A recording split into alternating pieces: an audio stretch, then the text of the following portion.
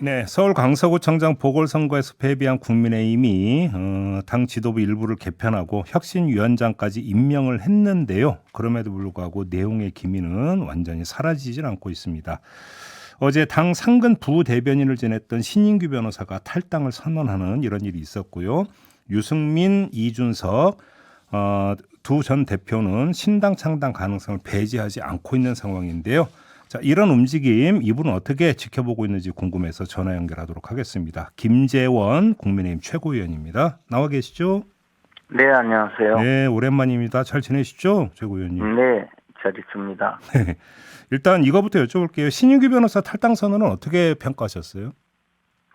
일단, 사실 그분이 그동안에 우리 당에 상당히 비판적인 입장이셨고, 음, 또 부대변인을 물러나고 난 다음부터는 뭐 계속적으로, 당의 입장과 반대되는 그런 여러 활동을 하셨거든요. 예, 그리고 또, 사람들을 좀 모아서, 음, 어, 그, 나름대로 세력화하는데 노력을 하신 그까지는 좋았는데 음, 이번에 탈당까지 할 줄은 사실 좀 약간 의아했습니다. 어, 그런데 아마 예, 본인 개인의 생각이 아니고 이제 음, 이것이 이제 결국에는 유승민 의원 또 이준석 전 대표 그리고 뭐 이현주 전 의원 이런 분들의 탈당으로 이어지지 않을까라는 생각으로 그렇게 보여지고 있습니다. 그러면 예를 들어서 전조 현상 내지 선도 탈당이다. 혹시 이렇게 보시는 겁니까?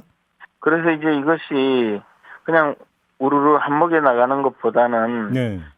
당에 남아서 당을 비판하고 또 당이 잘못되었다라고 계속 주장을 하고 일부는 음, 바깥에 나가서 창당준비위원회를 만들어서 음, 당을 준비하고 음, 마지막으로 이제 탈당을 하면서 이 당은 희망이 음, 없다라고 하면서 마치 대통령과 당의 고언과 충언을 하다가 음.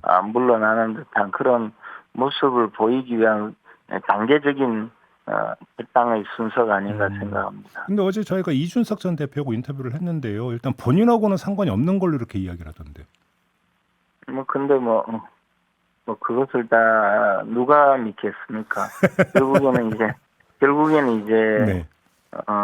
저도 사실 이준석 전 대표가 당을 만들기까지 하기는 조금 음. 아직까지 그 정도 능력은 되지 않는다고 보고 무소속으로 출마하지 않을까 생각했는데요. 이준석 전 의, 대표가 예, 예. 의외로 최근에는 뭐 유승민 의원과의 신당 창당을 배제하지 않겠다 이렇게 말씀하시는 것까지 보면 어.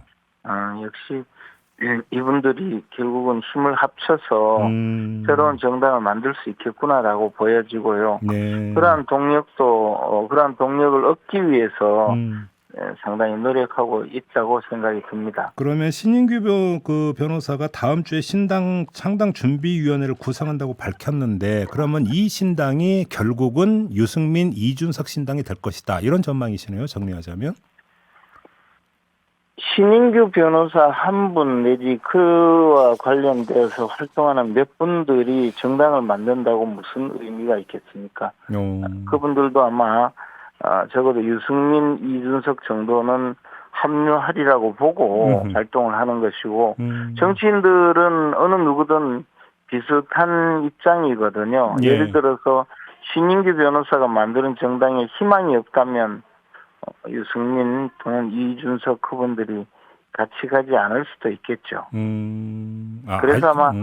그래서 아마 이준석 대표가 나와는 뭐 관계가 없다고 이야기할 수도 있는 것이고, 그러나 시간이 지나면 결국 우리는 뜻이 같다, 뭐 동지다 이렇게 이야기할 수도 있는 것이고. 결국 만약에 근데 결국 그렇게 귀착이 된다면 함께하는 정치인들이 많을 거라고 보세요? 어떻게 진단하십니까? 지금 현재 제가 보기로는 이제 유승민, 이준석, 이현주 이 정도 우리가 알려진 분들은 그 정도일 것으로 보여지고요. 네. 그 외에 신인규 변호사와 함께 하던 몇 분들이 당내에 계시거든요. 네. 뭐 그분들도 참여한다면 뭐 조금 이 정당의 기초적인 세력을 만들 수 있는 수준은 되지 않을까 봅니다. 그쵸. 물론 뭐 큰 세력을 모아서 정당으로서 의미 있는 활동을 할 수 있을지는 그래서 앞으로 이제 정치 상황을 두고 봐야 되겠죠. 제가 이 질문을 드린 취지가 어제 이준석 전 대표가 저희와 인터뷰에서 만약에 신당 만들면 비례정당 안 한다. 우리는 지역구 간다. 이런 이야기를 했거든요. 그러려면 인적 자원이 풍부에 대해서 그러니까 질문 드렸던 거거든요. 지역구에 여러 군데 후보를 낼 수는 있겠죠. 다만 그 후보가 실제 당선 가능성이 있을지 네.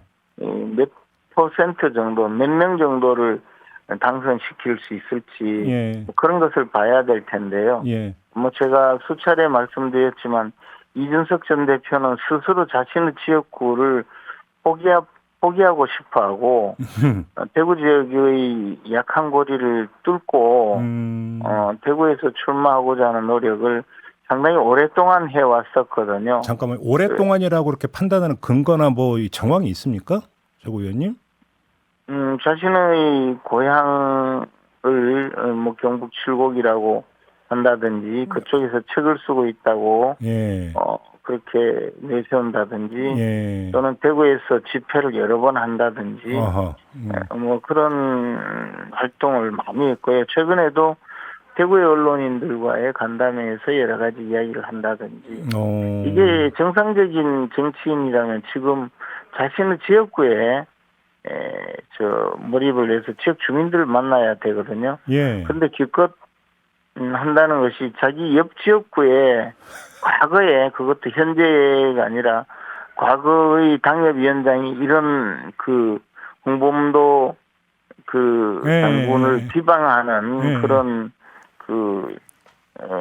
선전물을 지금 갖고 있다고 그것을 사진에 올리면서 이런 상황인데 선거운동을 하겠느냐라고 자신의 지역구에서 선거운동을 할 수 없는 이유를 제시하고 있거든요. 그것은 정상적인 정치인이라면 지역구에서 떠나는 명분만 계속 내세우고 있는 것이고 지역 주민들에게 표를 얻으려는 그런 모습은 아니라고 봐야 되겠죠. 그러면 지금 최고위님의 전망에 기초한다면 그래서 이준석 전 대표가 대구에서 출마한다면 당선 가능성은 있다고 보세요? 본인은 이제 지난번 당대표 선거에서 사실 대구 경북 지역에서 많은 득표를 했거든요. 네, 그랬죠.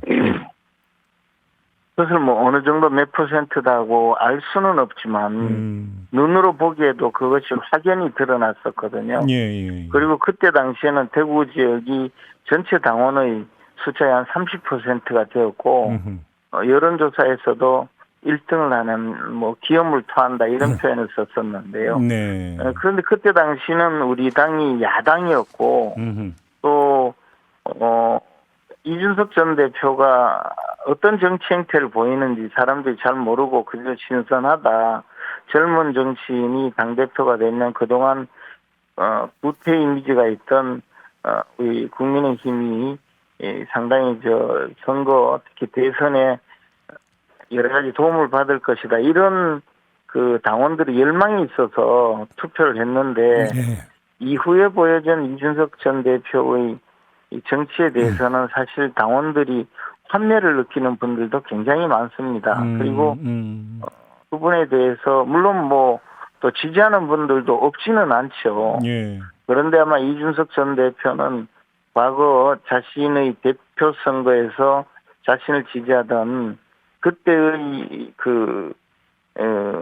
어떤 당원들이나 시민들의 기대를 한번 재현해 보고자 하는 그런 생각이 있지 않을까 근데 예상할 수 있습니다. 알겠습니다. 이준석 전 대표의 당선 가능성 말고 신당으로 돌아가서 만약에 다수의 지역구 후보를 낸다면 설령 그 후보들이 당선이 되지 않는다 하더라도 기존의 양당 후보의 표를 잠식은 하지 않겠습니까? 근데 국민의힘 입장에서 불리해지는 거 아닙니까 그러면? 뭐 유리하다고 전혀 생각하지는 않습니다. 그런데 예. 일부 통계를 보면 이제 그 국민의힘의 지지율만 뺏어가는 것이 아니고 네네네. 뭐 민주당의 지지율도 뺏어간다고 보기 때문에 예. 뭐 그렇다고 해서 우리 당의 유리한 국면은 아니고요. 분명히 좋지 않은 상황인 건 틀림이 없습니다. 그래요. 알겠습니다. 아무튼 그러면 혁신위원회가 얼마나 성과를 내는 것도 중요한 변수일 것 같은데 어떻게 순항할까라고 전망하세요? 일단 지금은 혁신위원회가 굉장히 많은 기대를 모으고 있고 또 총선 전에 우리 당이 어떻게 가야 할지 혁신위원회에 큰 권한과 책임을 부여하고 있기 때문에 네. 과거 흐지부지 되었던 그런 혁신위원회와는 다른 모습을 보일 거라고 생각하고 있습니다. 근데 그 다수의 언론은 딱 그냥 하나에 꽂혀 있던데 공천 혁신은 내놓냐 못 내놓냐 이건 어떻게 보세요? 근데 사실 이제 혁신위가 출범한 것은 우리가 강서구청장 보궐선거에서 돌아서 민심을 어떻게 수습할 것인가 예. 그 방안을 내놓자는 거였거든요. 예. 그런데 공천안은 사실 앞으로 총선 기획단도 있고 예. 또 공천관리위원회도 있고 그쪽에서 다룰 문제인데 그러나 뭐 혁신위원회에서 민심을 돌리기 위해서는 공천을 이렇게 해야 된다라고 공천안을 제시한다면 네네. 그것을 거부할 수는 없으리라고 생각을 합니다. 그러나 혁신위를 발족할 때 혁신위에 그 요구하거나 기대한 바는 우리 당이 민심에 다가가기 위해서 좀 더 어떤 모습으로 그 변해야 하느냐 그것을 먼저 부탁드린 것이 아닌가 생각합니다. 하나만 더 여쭤볼게요. 지금 오늘이 그 10월 26일 그래서 박근혜 전 대통령이 이제 그 추도식에 참석한다 이런 그 보도가 있었고 그다음에 또 박근혜 전 대통령 중앙일보하고 지금 계속 인터뷰를 하고 있지 않습니까? 혹시 내년 총선에 박근혜 전 대통령이 일정하게라도 혹시 뭐 제한적 TK에 한해서라도 혹시 영향을 미칠 가능성은 어떻게 보세요? 박근혜 대통령의 영향력은 분명히 존재하고요. 또 그분이 아무 말씀을 하지 않으신다 하더라도 네. 적어도 대구 경북 지역이나 또는 전국적으로 박근혜 전 대통령에 대해서 지지하는 분들이 아직도 남아 있는 건 사실이거든요. 네네. 그러나 이미 박근혜 전 대통령을 팔고 정치하는 그런 행위는 하지 않기를 본인께서 말씀하셨기 때문에 예. 그런 정치는 별로 기대할 수는 없겠지만 그러나 박근혜 전 대통령을 좋아하고 예. 또 따르는 분들이 그와 관련되어서 투표할 때 일정한 영향력을 발휘할 수는 있다고 봅니다. 알겠습니다. 마지막으로 우리 최고위님 무소속 출마설도 보도가 나오던데 가능성이 있는 얘기입니까? 아직은 뭐 시간이 많이 남아 있으니까. 예, 뭐 어차피 예비후보 등록일까지 또는 그 이후에도 여러 가지 가능성이 있겠죠. 여지를 남겨 놓으시는 거네요, 그러니까.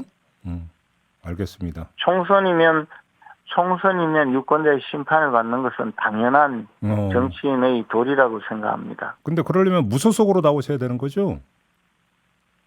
그러나 여러 가지 변수는 있다고 봅니다. 아, 그래요? 네. 알겠습니다. 자, 마무리할게요. 고맙습니다, 의원님. 고맙습니다. 네, 김재원 국민의힘 최고위원이었습니다.